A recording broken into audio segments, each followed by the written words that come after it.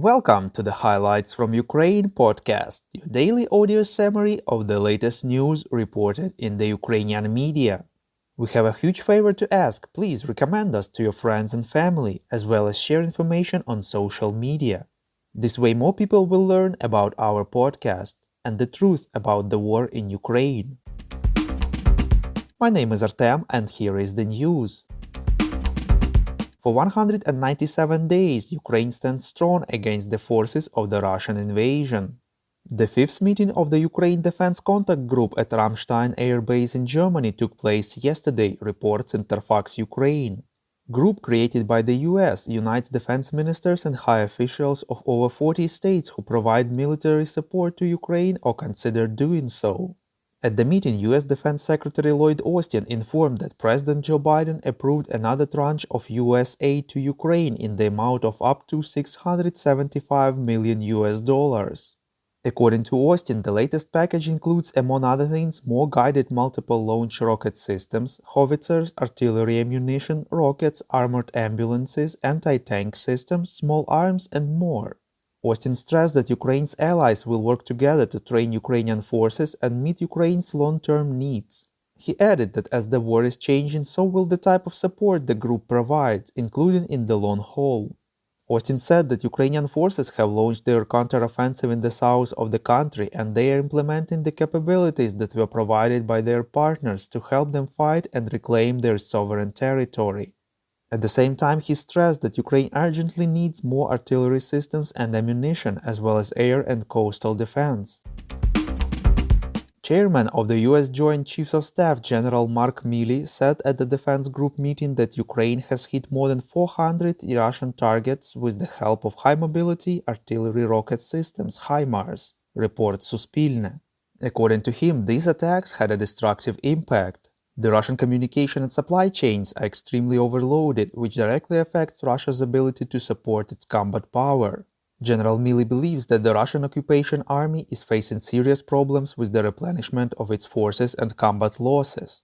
At the same time, he stressed that the war is not over, as Russia is a large country with very serious ambitions concerning Ukraine. Thus, Ukraine needs support to continue the fight for its survival. Ukrainian Foreign Minister Dmytro Kuleba noted the importance of the US and allies' assistance for Ukraine's victory and Europe's protection from the Russian threat, reports Ukrinform. Kuleba stressed that Ukraine's recent battlefield successes prove that the aid provided by the US and allies does make a difference.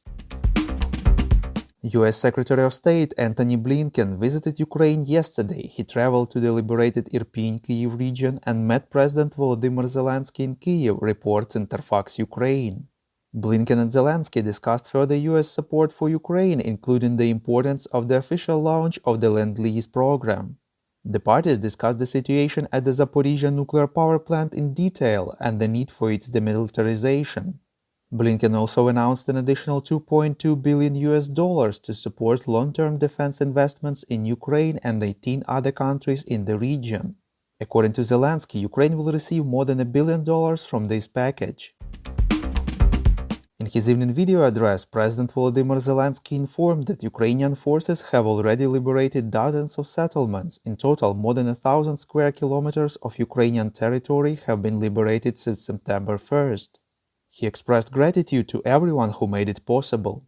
Earlier, representative of the General Staff of Ukraine Oleksiy Gromov informed that the total area returned under Ukraine's control in Kharkiv in the east and Kherson-Mykolaiv regions in the south is more than 700 square kilometers. He added that Ukrainian units in some areas have advanced deep into the enemy's defense from 2 to 50 kilometers. For example, in the Kharkiv region, more than 20 settlements have been liberated, including the important city of Balaklia. Videos from liberated settlements have been released on social media. They show local residents who go to the streets to welcome Ukrainian forces and thank them for driving away the Russian occupiers. Many of the locals cry from emotions. The General Staff of Ukraine informs that Ukrainian forces are on the offensive in the Kherson and Kharkiv regions, reports Unian. In one of the settlements in the Kherson region, the occupiers are using the local population as a human shield. The village is closed for entry and exit. According to intelligence, some Russian units in the Kharkiv region suffered significant losses. The Russian troops are trying to evacuate wounded personnel and damaged military equipment. Personnel of the Russian forces in civilian clothes leave positions and try to return to Russian territory. Only yesterday, more than 15 such cases were registered. Over the past 24 hours, the enemy has carried out 45 air and 5 missile strikes, in particular on the settlements of Kostiantynivka, Tsirkuny, Radushne, and Kharkiv. There are victims among the civilian population. Known US guitar manufacturer Gibson decided to put on auction a limited series of 4 electric guitars painted in the colors of the Ukrainian flag, reports Ukrainska Pravda. The blue and yellow musical instruments were specifically created in order to sell them and help Ukraine during the war. Her Majesty the Queen Elizabeth II has died yesterday after 70 years long rule. Her son has become the new king under the name Charles III, reports BBC News Ukrainian. The President of Ukraine expressed condolences to the royal family, the entire United Kingdom and the Commonwealth. Many Ukrainians shared condolences to the people of the United Kingdom on their social media, remembering the strong support they provide Ukraine in times of war.